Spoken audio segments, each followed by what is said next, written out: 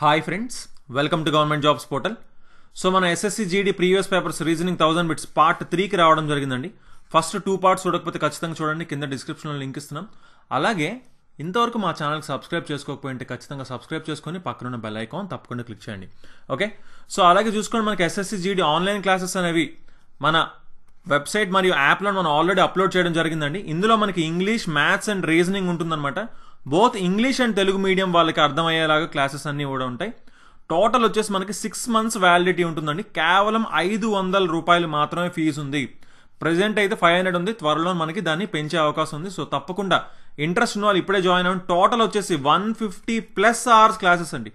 150 గంటల క్లాసులు ఉంటాయన్నమాట. మొత్తం ఏంటి ఏవేవి 3 sections, English, maths and reasoning అనమాట. ఓకే, సో ఇంట్రెస్ట్ ఉన్న వాళ్ళు ఈ రోజే మా యాప్ లేదా మా వెబ్సైట్లో ఎన్రోల్ చేసుకోవచ్చు, right? So okay, 21st question మనం చూద్దాం. Which 2 science, okay, A 2 science ని ఇంటర్చేంజ్ చేస్తే ఈ వాల్యూ 36 వస్తుంది అని అడుగుతున్నారండి. బాగా అబ్జర్వ్ చేయండి. ఫస్ట్ నేను ఏం చెప్పాను, డివిజన్ ని చూసుకోవాలి ఎప్పుడు కూడా అని చెప్పాను. సో ఆ డివిజన్ ని చూసుకోండి. ఇక్కడ 9/2 ఉంది, ఇంటూ 81 ఉంది. 9/2 ఇంటూ 81. ఇక్కడ ఏంటి, మనకి ఫ్రాక్షనే వస్తుంది కదా, ఎందుకంటే క్యాన్సిల్ అవ్వట్లేదు కదా, డినామినేటర్ లో ఉండిపోతుంది. డినామినేటర్ లో ఉన్నది క్యాన్సిల్ అవ్వట్లేదు. సో ఖచ్చితంగా మనం ఏం చెప్పొచ్చు, ఈ డివిజన్ ని మార్చాల్సిందే. కంపల్సరీగా ఏం చేయాలి, డివిజన్ ని మార్చాల్సిందే. సో డివిజన్ ని దేంతో మారిస్తే బాగుంటుంది, జస్ట్ ఒకసారి ఇలా చూస్తే మీకు అర్థమైపోవాలి. ఏంటి, ఈ డివిజన్ ని ఇక్కడికి పంపించామనుకోండి, 81/9 అవుతుందా? సో ఖచ్చితంగా అక్కడికి మార్చి చూద్దాం. ఫస్ట్ అయితే మనం ఇక్కడికి డివిజన్ పెట్టాం, అంటే ఇక్కడికి మల్టిప్లికేషన్ పెడుతున్నాం, ఎందుకంటే 2 సైన్స్ ని మార్చుకోవాలి, ఇంటర్చేంజ్ చేయాలన్నారు. సో ఇప్పుడు ఏమవుతుంది, 81/9 అన్నారు. ఎంత ఇది, 9. 9 into 2 ఎంత, 9 into 2 ఇది, అంటే ఇది మొత్తం 18 అండి. సో 20 + 34 - 18.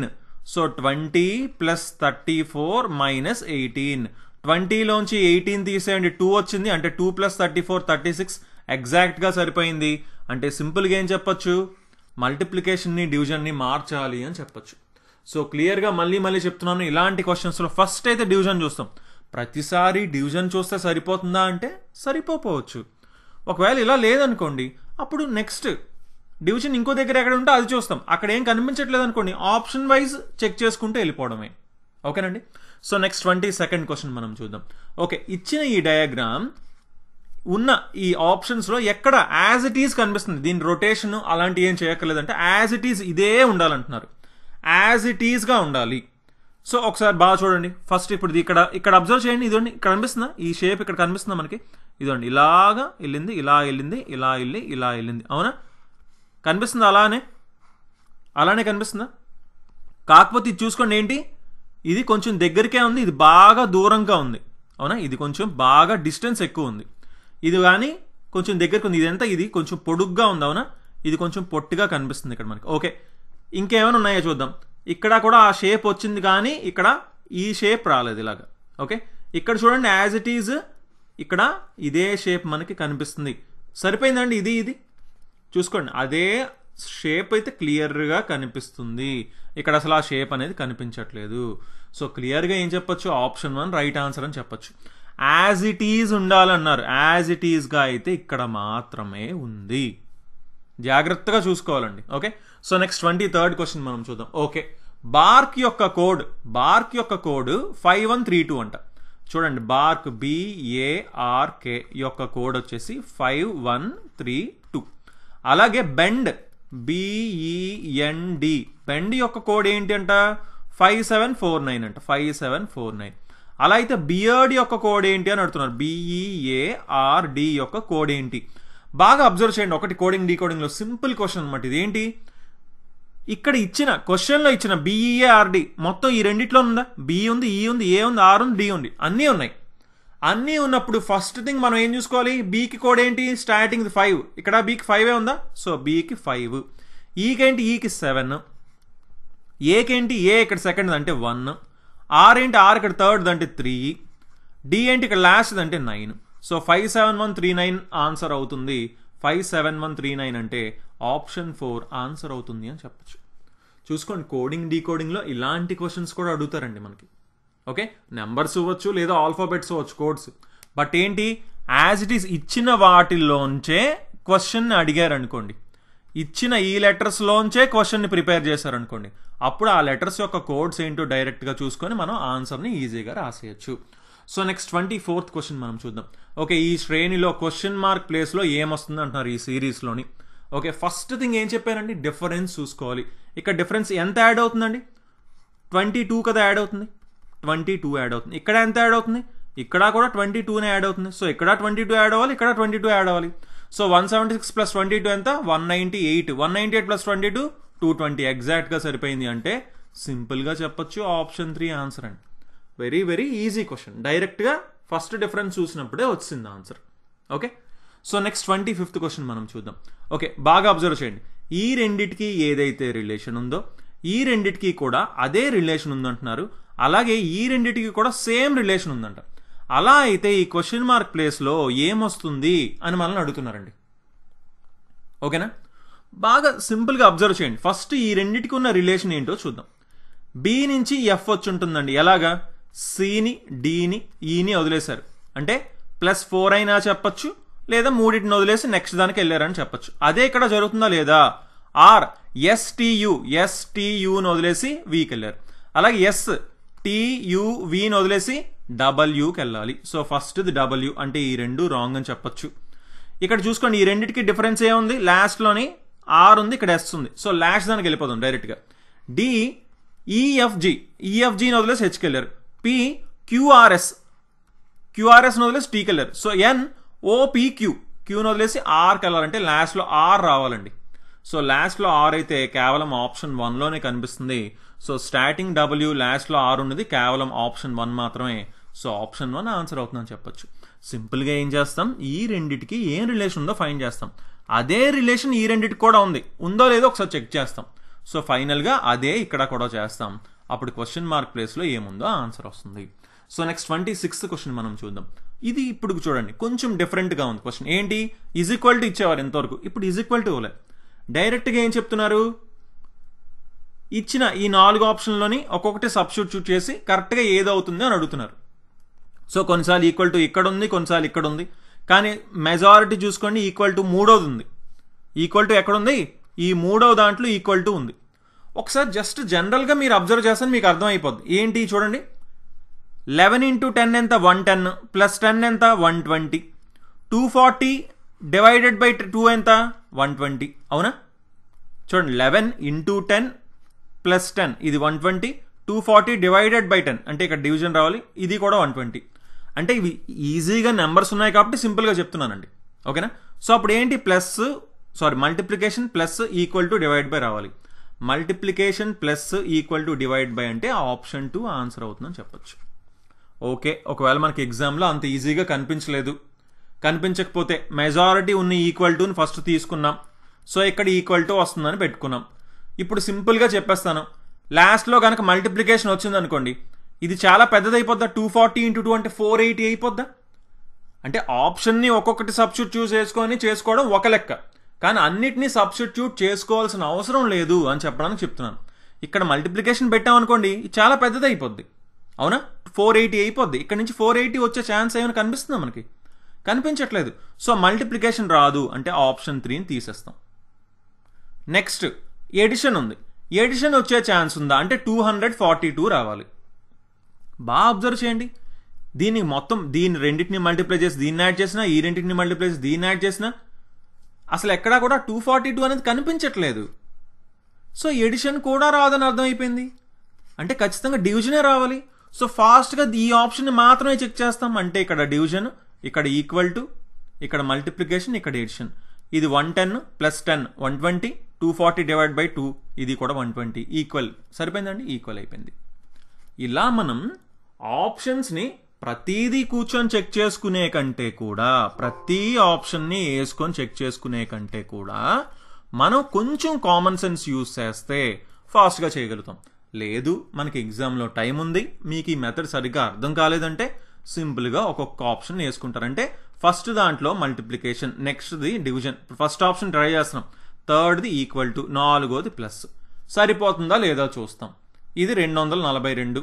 ఇదెంత, 10 డివైడ్ బై 10 అంటే 1. 1 × 11 ఎంత, 11. 11 242కి ఈక్వల్ అవుతుందా, అవ్వట్లేదు కదా. So first option wrong. అలా నెక్స్ట్ ఆప్షన్కి వెళ్తాం, నెక్స్ట్ ఆప్షన్కి వెళ్తాం, నెక్స్ట్ ఆప్షన్కి వెళ్తాం. ఏదైతే సరిపోయిందో అది ఆన్సర్ అని టిక్ పెడతాం. ఓకే, ఇక్కడైతే ఇది సరిపోయింది. సో ఆప్షన్ 2 ఆన్సర్ అని చెప్తాం. సో నెక్స్ట్ 27th క్వశ్చన్ చూడండి. ఇంగ్లీష్ డిక్షనరీ ప్రకారం ఏ వస్తాయి అంటున్నారు. సింపుల్గా దీన్ని కూడా ఈజీగా సాల్వ్ చేయాలంటే ఫస్ట్ చూస్తాం ఏంటి కామన్గా ఉన్నాయి, ఎంతవరకు కామన్గా ఉన్నాయి అవి పక్కన పెట్టేస్తాం. DO DO DO DO DO. Okay, next ఏంటి, ఇక్కడ యూ ఉంది, ఇక్కడ సి ఉంది, ఇక్కడ ఎం ఉంది, ఇక్కడ ఎం ఉంది, ఇక్కడ సి ఉంది. అంటే లాస్ట్లో ఒకటి అర్థమైంది ఏంటి, ఎందుకంటే యూ ఉంది కాబట్టి. ఈ అన్నిటికంటే యూ పెద్దది కదా, అంటే లాస్ట్లో 1 వస్తుంది అన్న విషయం మనకు అర్థమైంది. స్టార్టింగ్ ఏం వస్తుంది, సి ఉన్నది కదా వస్తుంది, అంటే 2 కానీ 5 కానీ వస్తుంది. 2 కానీ 5 కానీ స్టార్టింగ్ వచ్చి 1 ఎండింగ్లో రావాలి. ఆప్షన్ చూడండి, ఎండింగ్లో 1 ఉన్న ఆప్షన్ కేవలం ఇది మాత్రమే ఉంది. అవునా, ఫాస్ట్గా కావాలంటే ఒకసారి చెక్ చేసుకోవచ్చు, అసలు చెక్ చేయాల్సిన అవసరం లేదు, డైరెక్ట్గా ఆన్సర్ పెట్టేయచ్చు. కానీ మీకు ఏమైనా డౌట్ ఉంటే ఒకసారి మీరు చెక్ చేసుకోవచ్చు. డిఓసి టీ ఉంది, ఇక్కడ డిఓసి యూ ఉంది. టీ వస్తుందా ముందు, యూ వస్తుందా? టీ కదా వస్తుంది, టీ తర్వాత కదా యూ వస్తుంది ఆల్ఫాబెట్స్లో. సో ఫస్ట్ 2 వస్తుంది, తర్వాత 5 వస్తుంది, తర్వాత 2 వస్తుంది, తర్వాత 1 వస్తుంది. సరిపోయిందండి ఎగ్జాక్ట్గా. ఇంకా తర్వాత చూడాల్సిన అవసరం లేదండి. కావాలని చూడండి, డిఓఎం డిఓఎం, ఇక్కడ ఈ ఉంది, ఇక్కడ ఐ ఉంది. ఈ వస్తుందా ఐ వస్తుందా ముందు? ఈనే కదా వచ్చేది, అంటే 3 తర్వాత 4. సో 2 5 3 4 1 ఆన్సర్ అవుతుంది. Right. So next 28th question మనం చూద్దాం. ఓకే, ఎంఎన్ అనేది ఒక మిర్రర్ అయితే దీని మిర్రర్ ఇమేజ్ ఎలా అవుతుంది అంటున్నారు. బాగా అబ్జర్వ్ చేయండి, యూకి మిర్రర్ ఇమేజ్ ఏంటి, కిందకి రావాలి, కిందకి ఇన్వర్ట్ చేయాలి మనం మొత్తం అన్నిటిని. యూని ఇలా ఇన్వర్ట్ చేస్తాం, అంతేనా, ఇలా ఇన్వర్ట్ చేస్తాం యూని, ఈ మిర్రర్కి ఇన్వర్ట్ చేస్తే యూ ఇలా వస్తుంది. సో ఇది తప్పని అర్థమైపోయింది, ఫస్ట్ ఆప్షన్ రాంగ్.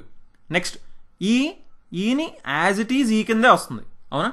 సో ఇప్పుడు ఏం డిఫరెన్స్ ఉందో చూసుకోవాలి. ఓకే, ఎల్లో కొంచెం డిఫరెన్స్ కనిపిస్తుంది. ఎల్ని ఇలా మారిస్తే ఎలా వస్తుంది, ఇలా కదా వస్తుంది. సో ఎక్కడ తప్పుంది, ఇది తప్పుంది. ఓకే, ఈ రెండింటికి ఏం తేడా ఉందో చూద్దాం. 5 తేడా ఉందండి, అవునా. 5 తేడా ఉంది కాబట్టి జస్ట్ దీన్ని ఇన్వర్ట్ చేయండి. దీన్ని మనం ఇలా ఇన్వర్ట్ చేసుకుంటే ఏమవుతుంది, ఇలా అవుతుంది, అవునా. దీన్ని ఇలా ఇన్వర్ట్ చేస్తే సో యాజ్ ఇట్ ఈస్ అది ఎక్కడుంది, మనకి ఆప్షన్ 3లోనే కనిపిస్తుంది. సో దీన్ని ఇలా ఇన్వర్ట్ చేస్తే ఇది ఏమవుతుంది, ఇలా వస్తుంది, అవునా. దీన్ని ఇలా ఇన్వర్ట్ చేస్తే సో ఇది తప్పు. సో ఆప్షన్ 3 ఆన్సర్ అవుతుందని చెప్పొచ్చు. జాగ్రత్తగా ఇచ్చిన ఆప్షన్స్లోని ఏమున్నాయో, ఏం తేడాగునే, ఏం డిఫరెంట్గా ఉన్నాయి వాటిని ఒక్కదాన్ని చెక్ చేసుకుంటూ చాలండి, అన్నిటినీ చెక్ చేయాల్సిన అవసరం లేదు. Right. So next 29th question మనం చూద్దాం. ఓకే, సిలాజిజమ్స్ అంటాం, స్టేట్మెంట్స్ ఇస్తారు, కన్క్లూజన్స్ ఇస్తారు, అంటే ప్రకటనలు ఇస్తారు, తీర్మానాలు ఇస్తారు. ఏవి ఇందులో కన్క్లూజన్స్ కరెక్ట్, ఈ తీర్మానాల్లో ఏవి కరెక్ట్, 1 కరెక్టా, 2 కరెక్టా, 3 కరెక్టా, ఏది తప్ప, అన్నీ తప్ప, అలా ఆప్షన్స్ ఉంటాయన్నమాట. దాన్ని బట్టి మనం చెప్పాలి. So first, all books are hard, అన్ని పుస్తకాలు కఠినమైనవి. బుక్స్ని బి అని అనుకుంటున్నాను. అన్ని బుక్స్ హార్డ్, కఠినమైనవి అంటున్నారు. అంటే ఆ కఠినమైనవి అంటే హార్డ్ లోపల మనకి బుక్స్ ఉండాలి. ఎందుకంటే ఆల్ బుక్స్ ఆర్, అన్ని పుస్తకాలు కఠినమైనవి ఉన్నాయి కాబట్టి అన్ని పుస్తకాలన్నీ కూడా ఎక్కడ ఉండాలి, కఠినమైనవి దాంట్లో ఉండాలి. సో కఠినమైనవి ఈ సర్కిల్ అయితే, హార్డ్ అయితే అందులోపల బుక్స్ ఉన్నాయి. సమ్ హార్డ్ ఆర్ స్టోన్, కొన్ని హార్డ్ స్టోన్ అంట, కొన్ని కఠినమైనవి రాయలంట. సో ఎస్ తీసుకుంటున్నాను స్టోన్కి. సో కొన్ని హార్డ్ స్టోన్ అంటున్నారంటే చూసుకోండి, ఒక సర్కిల్ హార్డ్కి టచ్ అయ్యేలా పెట్టాలి తప్ప ఈ బీకి టచ్ అవ్వకూడదు, ఈ బుక్స్కి టచ్ అవ్వకూడదు. ఈ స్టోన్ అనేది సమ్ హార్డ్ ఆర్ స్టోన్ అనే అన్నారు, కొన్ని హార్డే స్టోన్ అన్నారు కాబట్టి హార్డ్కి మాత్రమే టచ్ అవ్వాలి, బీకి టచ్ అవ్వకూడదు. Next, some stone or cars, కొన్ని రాయలు కార్లు అంటున్నారు. సమ్ స్టోన్ ఆర్ కార్స్ అన్నారు కాబట్టి ఈ కార్స్ అనేది కేవలం ఎస్కి మాత్రమే టచ్ అవ్వాలి, ఈ బీకి కానీ హెచ్కి కానీ టచ్ అవ్వకూడదు. మనకి ఇక్కడ ఏదైతే ఇచ్చారో దాన్ని మాత్రమే మనం గీయాలి డయాగ్రామ్ కింద, దానికంటే ఎక్స్ట్రా అసలు గీయకూడదు. ఓకేనా. సో ఇచ్చింది గీసాం మనం. ఇప్పుడు కన్క్లూజన్స్, తీర్మానాలు చూద్దాం. సమ్ హార్డ్ ఆర్ బుక్స్, కొన్ని హార్డ్ బుక్స్ అంటున్నారు. క్లియర్ కనిపిస్తుంది కదా, హార్డ్ కఠినమైనవి పుస్తకాలు అంటున్నారు. హార్డ్ లోపలే కదా బుక్స్ ఉన్నాయి, క్లారిటీ. ఎస్, ఇది correct. All hard are stone, అన్ని హార్డ్ స్టోన్ అంటున్నారు. అన్ని హార్డ్, అన్ని కఠినమైనవి రాయాలంటే అన్ని హార్డ్లు కూడా స్టోన్ లోపల ఉండాలి, అన్ని హెచ్లు కూడా ఎస్ లోపల ఉండాలి. ఉన్నాయా అన్ని హెచ్లు ఎస్ లోపల? లేవు కదా, కొన్ని అటాచ్ అవుతున్నాయి.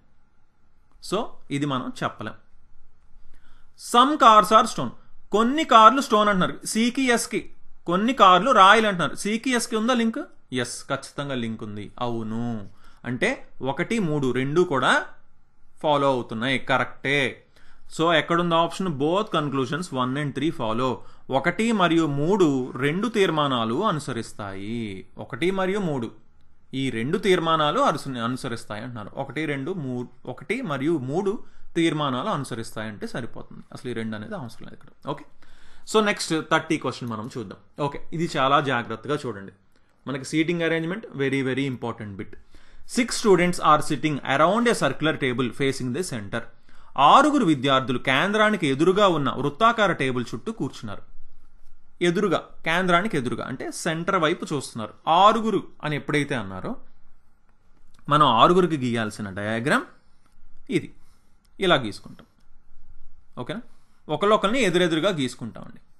ఓకే, అందరూ లోపలికి చూస్తున్నారు. సో లోపలికి యారో మార్క్ పెడుతున్నాను. అన్నీ కూడా యారో మార్కులు ఏం పెడుతున్నాను? లోపలికి పెడుతున్నాను. ఎందుకు పెడుతున్నాం యారో మార్క్స్?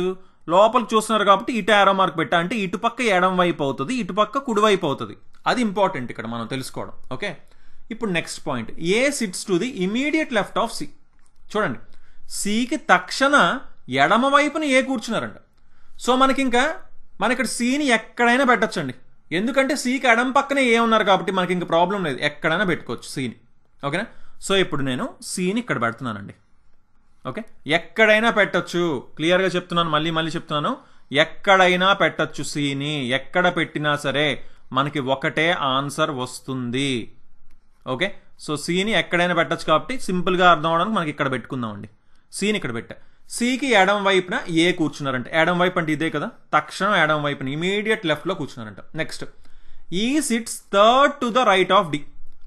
డికి కుడివైపున 3వ స్థానంలో ఈ కూర్చున్నారంట. డి మనకి ఎక్కడ కూర్చున్నారో తెలియదు కదా, ఇంకా మనం ఎక్కడా ప్లేస్ చేయలేం ఇంకాను. అవునా? డి ఇక్కడ ఉండొచ్చు, ఇక్కడ ఉండలేరు. ఎందుకంటే 1, 2, 3 కుడివైపున రారు కాబట్టి ఇక్కడ ఉండొచ్చు, లేదా ఇక్కడ కూడా ఉండొచ్చు. 1, 2 వైపున రావచ్చు కాబట్టి. ఓకే, డీని ఇంకా తెలియదు మనకి, పక్కన పెడదాం. అందాక ఆ పాయింట్ని పక్కన పెడదాం. నెక్స్ట్ యూజ్ చేసుకుంటాం అనమాట. D is an immediate neighbour of C. D యొక్క తక్షణ పొరుగువారు సి. సికి పక్కనే డి ఉందంటండి. ఇప్పుడు సికి ఎడం పక్కన ఏ ఉందండి, ఇంక ఇటుపక్క ప్లేస్ లేదు కదా డీని పెట్టడానికి, ఇటుపక్క మాత్రమే ప్లేస్ ఉంది. సో డీని ఇక్కడే పెట్టగలం. సో ఇందాక చెప్పిన పాయింట్, డీకి 3వ రైట్న, ఓకే ఇది ఇటుపక్క 3వ రైట్ సైడ్లో 3వ స్థానంలో కుడి పక్కన ఎవరున్నారు? ఈ ఉన్నారంట. 1, 2, 3 రైట్ సైడ్. డీకి రైట్ సైడ్ అంటే ఇటుపక్క. సో 1, 2, 3 3వ స్థానంలో ఈ ఉన్నారు. Next, B is an immediate neighbour of both E and F. ఈకి ఎఫ్కి మధ్యలోని బి ఉన్నారంట.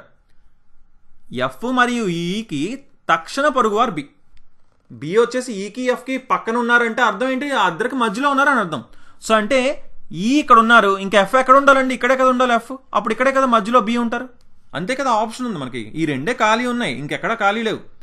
ఎఫ్ని ఇక్కడ పెట్టలేంగా బి ప్లేస్లో, ఎందుకంటే ఈకి ఎఫ్కి మధ్యలో బి ఉండాలి కాబట్టి. సింపుల్. ఇప్పుడు క్వశ్చన్ ఏంటి? Who is the immediate neighbour of C and E. C మరియు ఈకి తక్షణ పొరుగువారు ఎవరు? సికి ఈకి తక్షణ పొరుగువారు అంటే సికి ఈకి మధ్యలో ఉన్నది ఎవరు అని అడుగుతున్నారు ఇక్కడ. సికి ఈకి మధ్యలో ఉన్నది ఏ అంటే ఆప్షన్ 2 ఆన్సర్ అవుతుంది అని చెప్పచ్చు. రైట్? కొంచెం జాగ్రత్త చూసుకుంటే ఈజీగా సాల్వ్ చేయగలుగుతామండి. ఓకేనండి?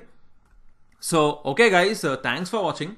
సో నెక్స్ట్ వీడియోస్లో మనం మ్యాథ్స్, అలాగే ఇంగ్లీష్, అలాగే జీకే ఇవన్నీ కూడా చూడబోతున్నాం. సో ఇవేవి కూడా మిస్ కాకుండా ఉండాలంటే మా ఛానల్కి సబ్స్క్రైబ్ చేసుకొని పక్కన ఉన్న బెల్ ఐకాన్ తప్పకుండా క్లిక్ చేయండి. So thanks for watching and have a nice day. Bye.